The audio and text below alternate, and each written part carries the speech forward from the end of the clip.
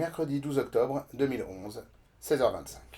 Sur le luxueux canapé de cuir rouge situé en face du bureau du jeune assistant du président-directeur général, Jim Chance se sert un nouveau whisky.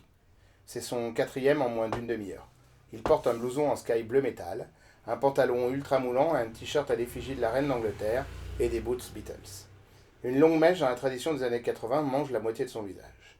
Il a l'air d'un éternel adolescent. Depuis quelques minutes, il ne cache plus son impatience et montre même une certaine agressivité. Cathy, qui porte un cachemire couleur crème, un tailleur gris et des escarpins du même ton, essaye vainement de le raisonner. Lorsque la porte du bureau s'ouvre enfin.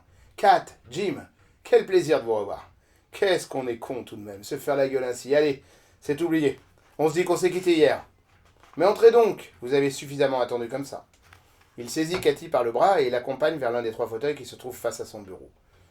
T'es toujours aussi ponctuel en tout cas, rumine Jim. On n'a pas commencé à discuter que déjà tu m'énerves. Sers-moi donc un whisky au lieu de sortir tes conneries. Et toi, toujours aussi drôle à ce que je vois, rétorque Noël du tac au tac. Jim se laisse tomber dans le fauteuil à côté de Cathy tout en levant les yeux au ciel.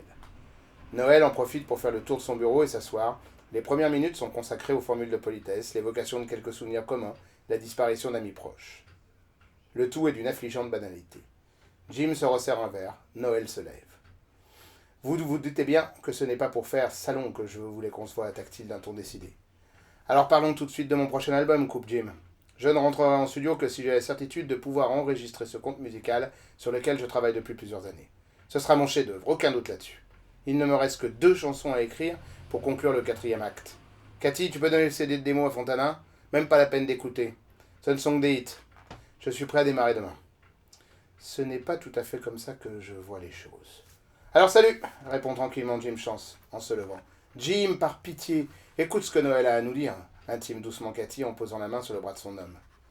Ce que j'ai à te proposer est sans comparaison, bien au-delà de tes espérances. C'est du jamais vu, déclare Fontana, avant de se lancer sans leur laisser la possibilité de l'interrompre dans un monologue enflammé, touchant, déroutant, déclamé avec une conviction sans pareille. Il se déplace à grands pas dans la pièce, allume cigarette sur cigarette, en s'efforçant de ne pas croiser le regard de l'un ou de l'autre pour garder le fil de son discours. À la fin de son intervention, un long silence occupe la pièce. Sur le visage de Cathy, l'effroi le dispute à l'incrédulité. Jim, dont les yeux ont volontairement fixé la pointe de ses boots pendant toute la tirade de Fontana, se lève, se serre un dernier verre qu'il boit d'un trait et enfile très calmement son blouson. Fixant Noël Fontana droit dans les yeux, il prend le temps d'inspirer une interminable bouffée d'air. Moi, vivant, je n'accepterai jamais de mourir, déclare-t-il d'un ton solennel. Puis il se tourne et quitte le bureau à grands pas. Cathy le suit, ne sachant plus que faire ni que penser.